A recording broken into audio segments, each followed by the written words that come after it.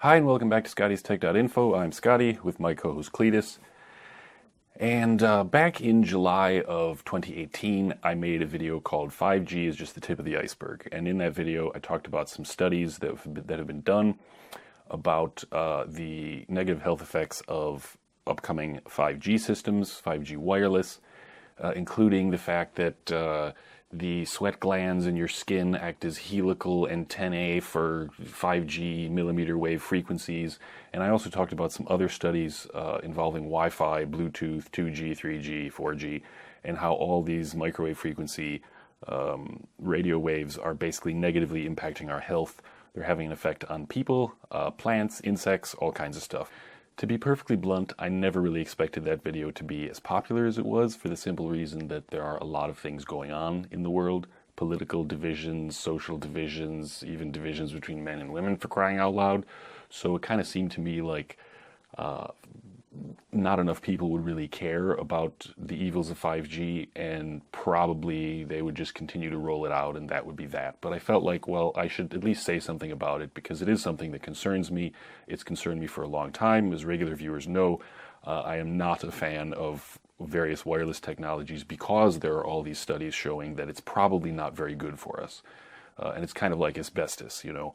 Everybody was like, at first, no, it's okay. Then all of a sudden it's like, oh my God, it causes cancer, get rid of all of it. But of course you get rid of all of the asbestos after it's everywhere, you know, which is not really a very productive way of doing things. So to my surprise, so far this year, there have actually been quite a few developments that have given me some hope.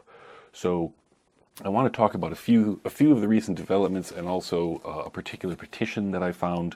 So to start off here, there is an article on BrusselsTimes.com entitled "Radiation Concerns Halt Brussels 5G Development for Now." And this was released on April 1st of 2019.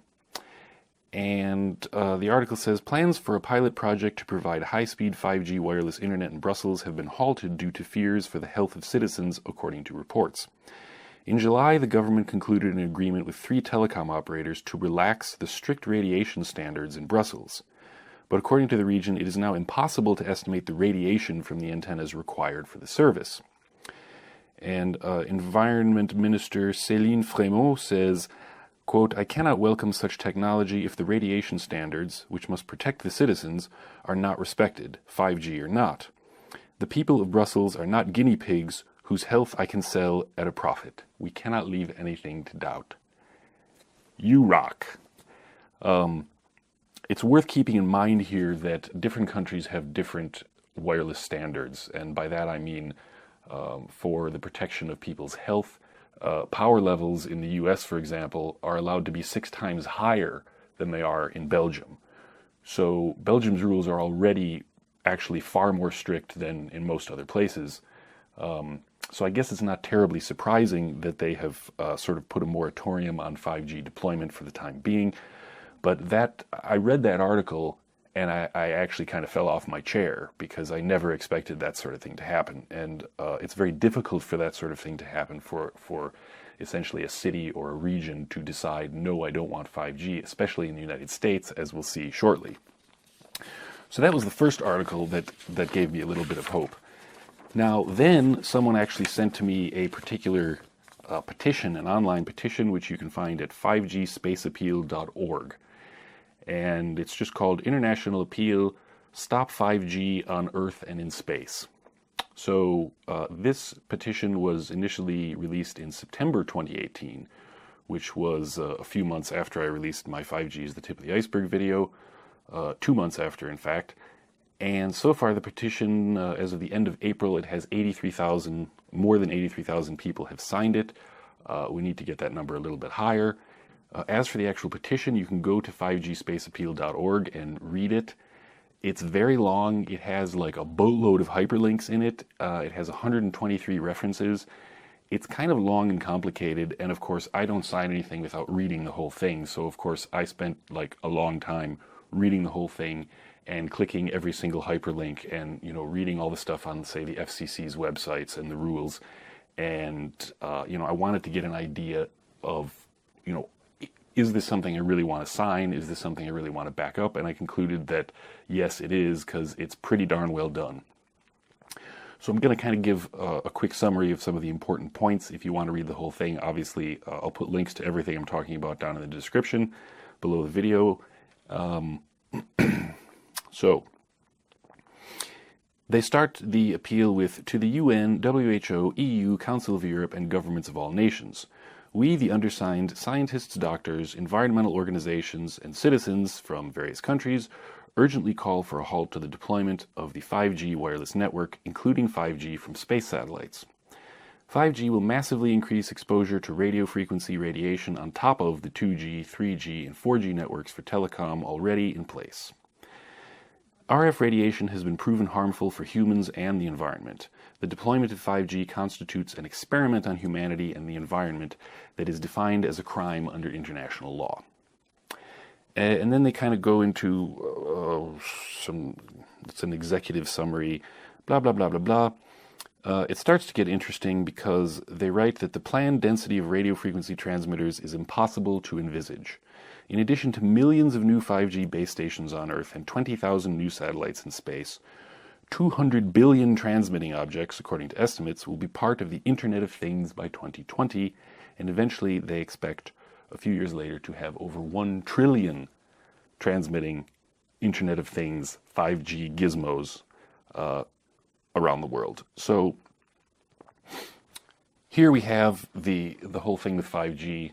You're probably aware. I'll just kind of recap real quick. You have 5G. They're going to start off with lower frequencies closer to what 4G uses. And then, of course, you're going to have these phased array antennas, which means you're going to have, it's essentially an array of antennas which allows you to have steerable beams. And this is because eventually they're going to have up to like 60 gigahertz or possibly higher millimeter wave radio waves, and so they need these phased array antennas so they can like shoot signals and direct signals in specific directions, possibly bounce them off objects so that you can maintain reception. And of course, your 5G smartphone or other gizmo will also have one of these phased array antennas, and so it's kind of a different system. But in order to make it work, because eventually they're going to be using these higher frequencies, they need upwards of 200 times more antennas or base stations than they have right now for the existing 4G system. Now, that's a little bit crazy because when you think about it, that means they're going to be doing stuff, as we all know, like putting 5G, mini base stations, mini antenna systems on like, every light pole going down a street or something through a neighborhood. And this is to get proper coverage because the higher frequency 5G signals are blocked by things like a simple door or leaves on a tree or whatever. So this begs the question, well, who the heck is going to pay for all this?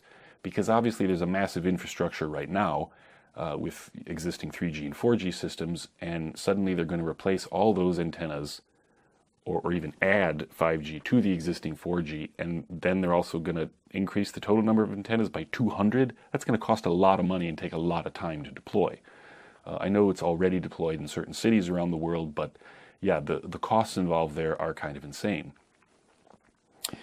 And of course, you and I are going to end up paying for that.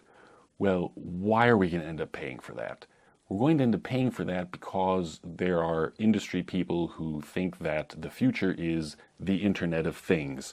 And in summary, that's just the idea that everything you own will soon be connected to the Internet. So we're going to have smart toasters that are connected to the Internet, and Internet-connected refrigerators, and Internet-connected undies, and Internet-connected smart dust. Everything will be connected to the Internet. And in order to achieve this, of course, you need 5G operating at higher frequencies.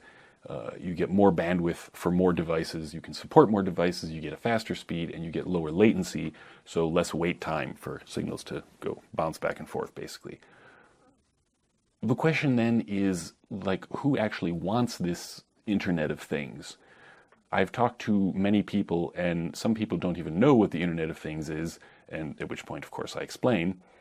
But in every case, whether they know or not, even if I have to say, okay, here's what it is, every single person I've talked to says, yeah, why do we need that? I don't want that. So it kind of seems like the only reason we're getting 5G and this whole Internet of Things is because there are people in the industry who want to make more money.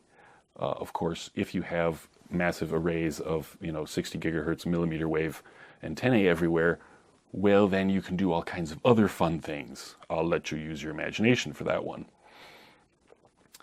You also have the ability to hoover up even more massive quantities of data, which you can use for all sorts of purposes, including selling people even more stuff. So, of course, the big question is who the heck is going to pay for all of this? And the answer is you and me, and we don't even want it. So, okay, that's kind of where it's coming from. The other thing to note is that 5G is not going to be everywhere.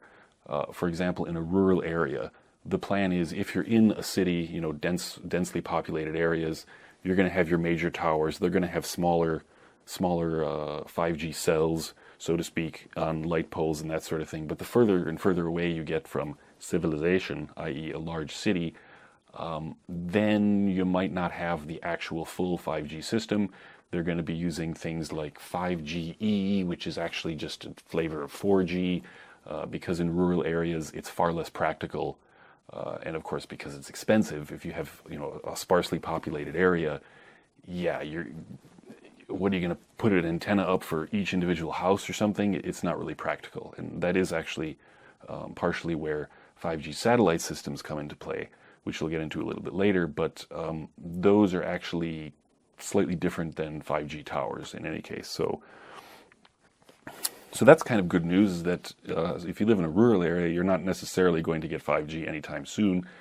You may actually get 4G, an upgraded 4G system, because there is 4G. They call it like different names. One of them is like LTE Advanced, and these newer 4G systems actually give you up to 1 gigabit per second of bandwidth, which is actually pretty high. Most people don't even have a gigabit per second for their wired internet connection at home. So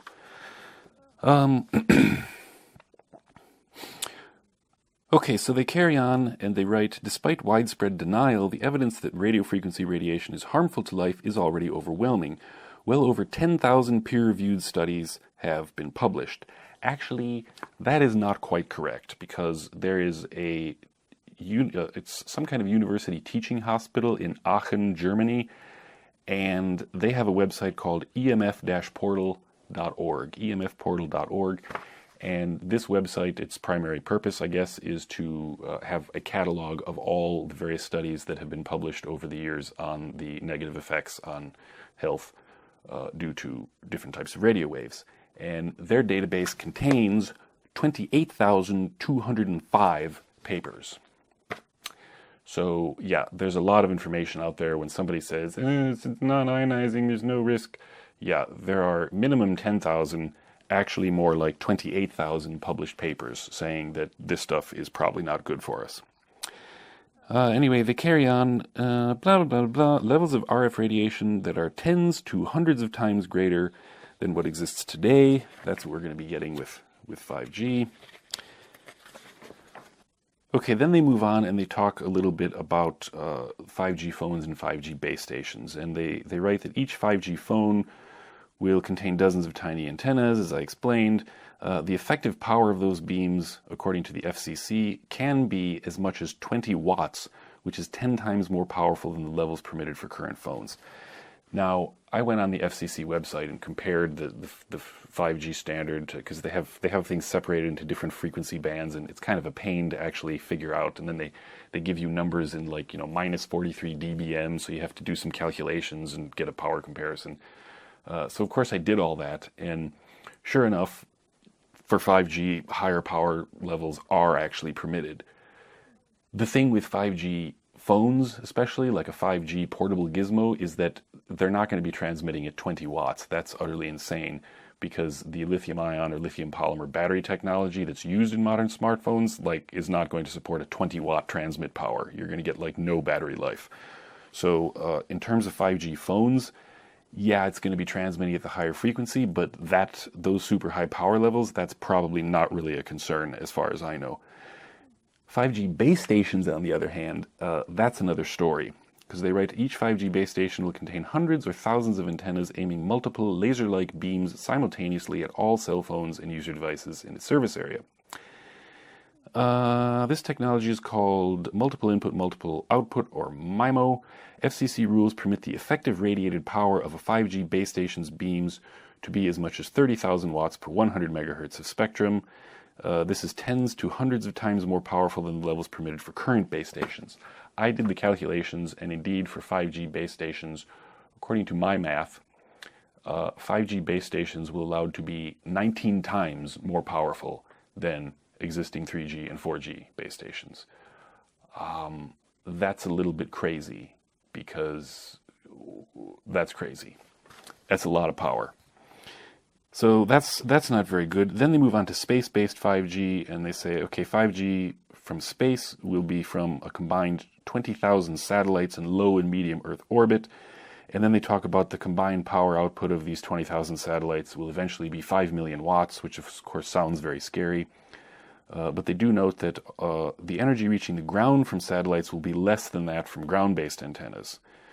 However, it will irradiate areas of the Earth not reached by other transmitters. And that's actually true. As I mentioned earlier, the frequencies that these satellites are supposed to use are slightly lower than what the ground-based 5G will use. It's not exactly the same type of modulation scheme and all that kind of stuff. And of course, even though it's 5 million watts, there are actually, I added it up, and I counted 26,000 satellites eventually that these various companies want to launch into space. And it's not much different from existing internet by satellite services. It is actually faster. There are some other interesting things, like I think it was SpaceX wants to launch 5G satellite internet, and they have some patented thing where their constellation of satellites will actually shoot laser beams between each satellite as sort of like optical data links, which is kind of a newfangled and sort of crazy idea. One of the ways that their system will supposedly be better. But again, the point here is that even though the total power level of all these satellites orbiting Earth is crazy, it's crazy high, the way that satellite internet works, you've got a satellite way up here, it's transmitting, and the power level of the signals received on the surface of the Earth, like you in your house, is going to be way lower than what's hitting you from, say, like a 5G tower. And also it will be a lower frequency and probably different types of modulation and everything. So it's not the same animal. It's still probably not terribly good, as we'll see a little bit later, because even low power levels are not good for you. So that's the scoop. They give some explanations on that, and then they go into the actual harmful effects of radio frequency radiation that have already been proven. And I'm not going to go too much into this, except to say that they note that in 2015, 215 scientists from 41 countries communicated their alarm to the United Nations and the World Health Organization, and they talked about these various impacts on health. It's worth noting that these 215 scientists from 41 countries included, PhDs and MDs from the likes of Harvard and Berkeley and schools of medicine, like all over the world. So we're not talking about, these people are no slouches. And the list of effects of various types of EMF and radio frequency waves on health include alteration of heart rhythm, altered gene expression, altered metabolism, altered stem cell development, cancers, cardiovascular disease, cognitive impairment, DNA damage, impacts on general well-being, increased free radicals, learning and memory deficits, impaired sperm function and quality, miscarriage, neurological damage, obesity and diabetes, oxidative stress, and in children it includes autism and ADHD. Also, they note that the damage goes well beyond the human race, because various frequencies also affect ants, birds, trees, plants, frogs, fruit flies, honeybees, various other insects, various other mammals, mice, rats, blah, blah, blah, down to microbiological effects, which means certain frequencies have an effect on bacteria, which is obviously not good. Now, this part is particularly interesting, and this brings us to interesting development number 2. They write that the WHO's International Agency for Research on Cancer, or IARC, concluded in 2011 that radio frequencies between 30 kilohertz and 300 gigahertz are possibly carcinogenic to humans. Now, actually, the IARC said in 2002 that ELF, or extremely low frequency waves from things like power lines and that sort of thing, In 2002, they said those low-frequency sources are possibly carcinogenic. That was in 2002. In 2011, they said the high-frequency stuff is possibly carcinogenic. But it just so happens in the journal The Lancet, there is an advisory group making recommendations on priorities for the IARC, and 29 scientists from 18 countries in March of 2019, in March of this year, the advisory group recommended to the IARC that they reevaluate with high priority the effects of non-ionizing radiofrequency radiation. And the reason they think this should be reevaluated with a high priority is because of new bioassay and mechanistic evidence to warrant reevaluation of the classification. In other words, in 2002, they said low-frequency stuff was possibly bad for our health. In 2011, they said high-frequency stuff is possibly bad for our health. And now, in 2019, it is recommended that they look at this again because there's so much more evidence that's come forward that this advisory committee of really smart people says, yeah, maybe you guys want to look at that again because things are not looking good.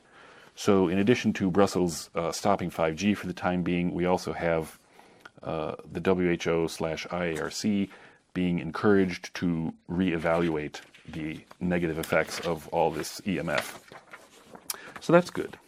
They go on, there's a section on how the deployment of 5G satellites must be prohibited, then another section on how 5G is very different from 4G, and they write that peer-reviewed studies have been published, and they indicate that there is resonant absorption by insects, because apparently insects absorb 100 times as much radiation at millimeter wave frequencies as they do at 4G frequencies. So these millimeter waves that 5G will use are going to be extremely bad for insects, according to peer-reviewed studies that have happened more recently.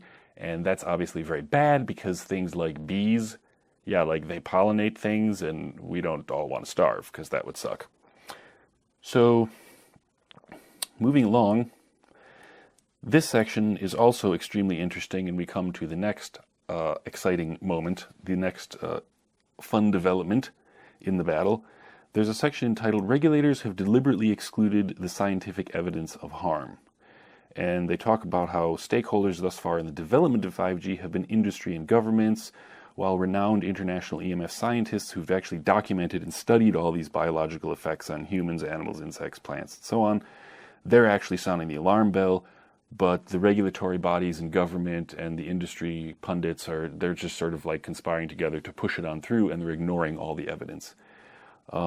This was actually particularly interesting because earlier this year, in somewhere around February of 2019, there was actually a Senate hearing in the US, and I'll link to that video down below. It's utterly fascinating because Senator Blumenthal was actually asking some industry representatives about 5G, and he specifically said, is 5G, harmful to health? And of course they said no, because power levels, blah, blah, blah. He actually asked them directly, these industry representatives, he said, have you guys actually done any studies? Have you actually put any money, have you funded at all any studies on the health effects, one way or the other, of 5G?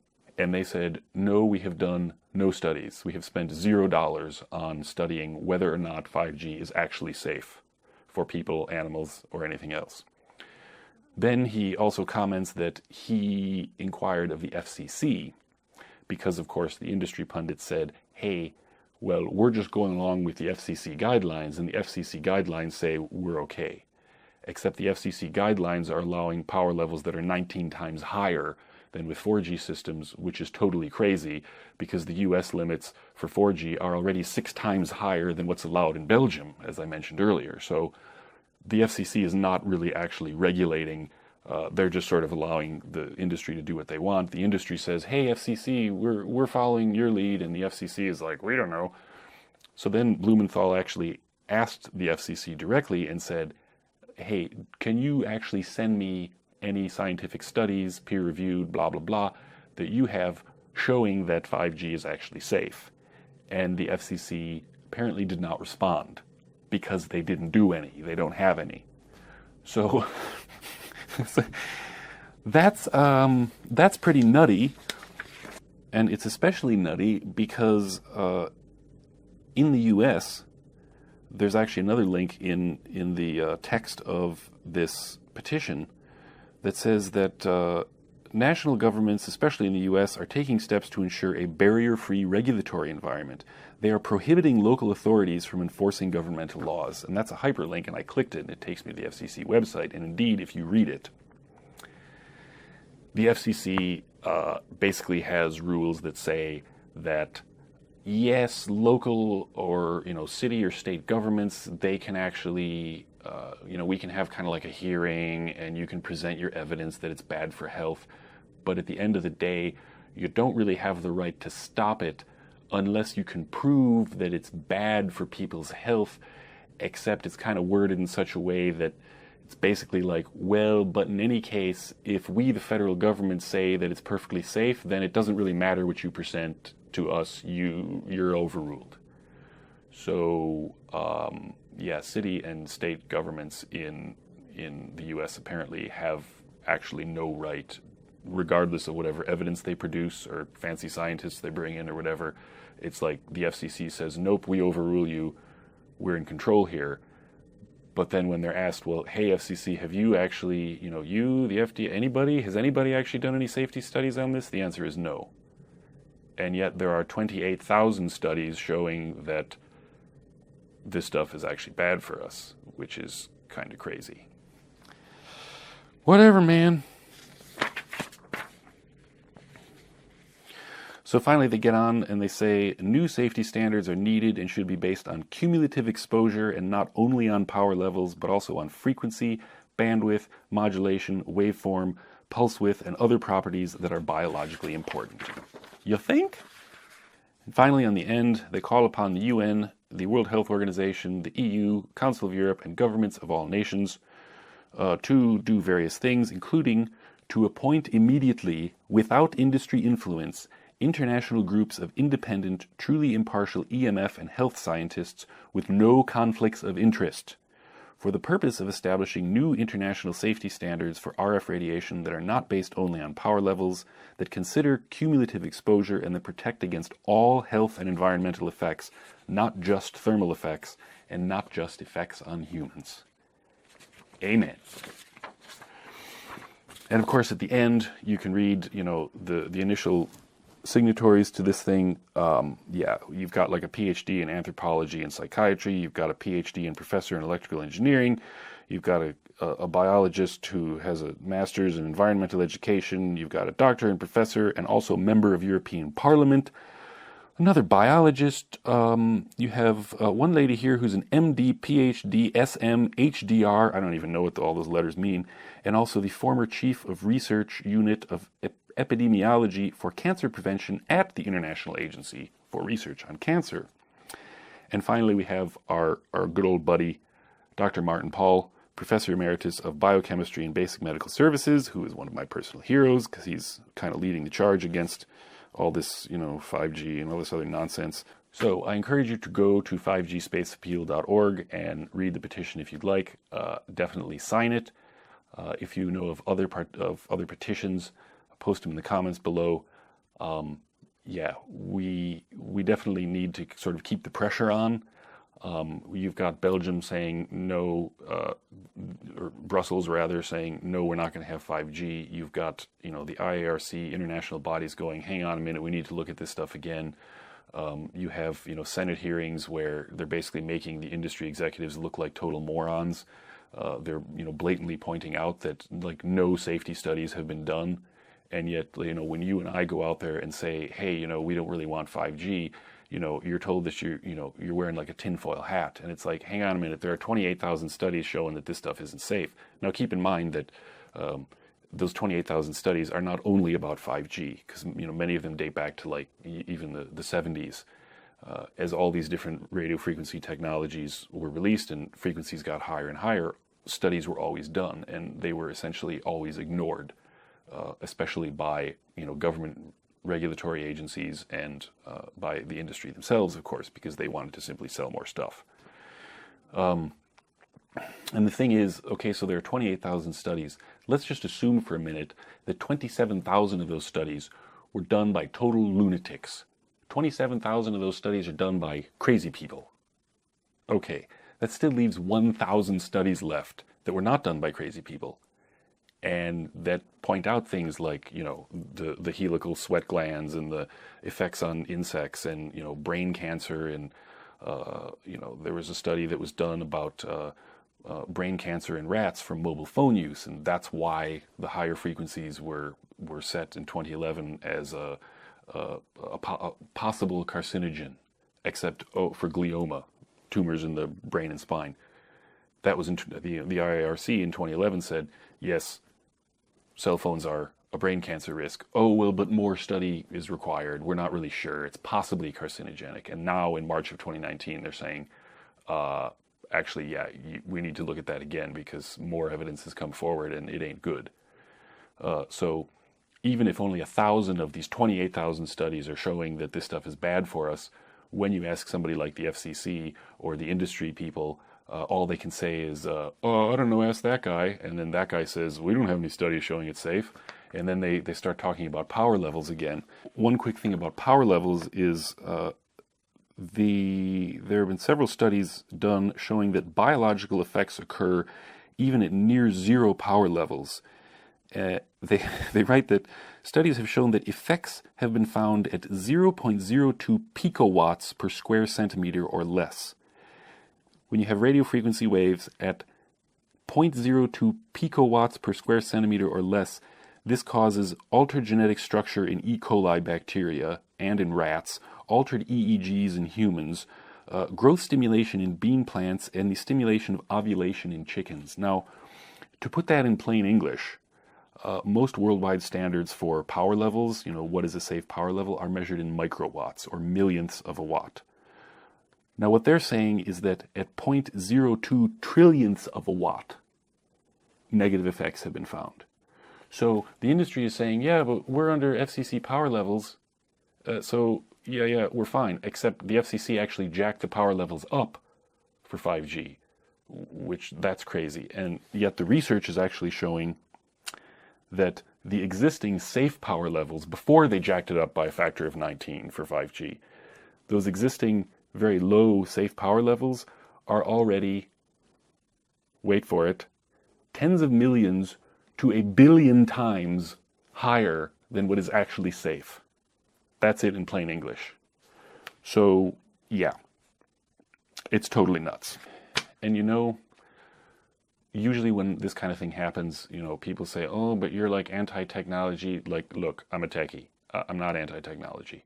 I love technology. But I don't love technology at the expense of our health, because that just makes no sense.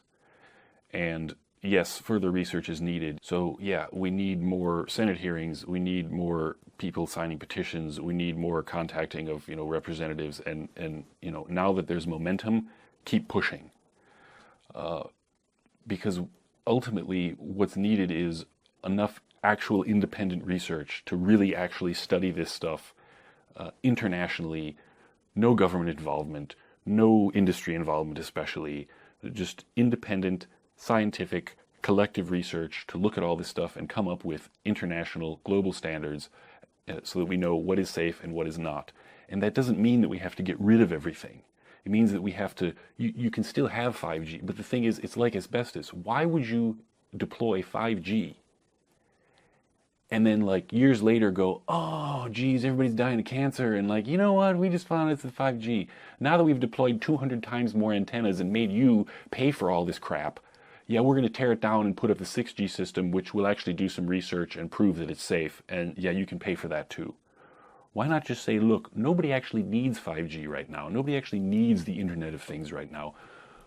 Let's just pull back on the reins, hold back for a time, do an international independent study, find out about all this stuff, and then change it. And like I said in my earlier video, if it's the pulse nature of these signals that's dangerous, well, do a study and find out, like, is there a way to do these things differently? Like, we've got so many geniuses.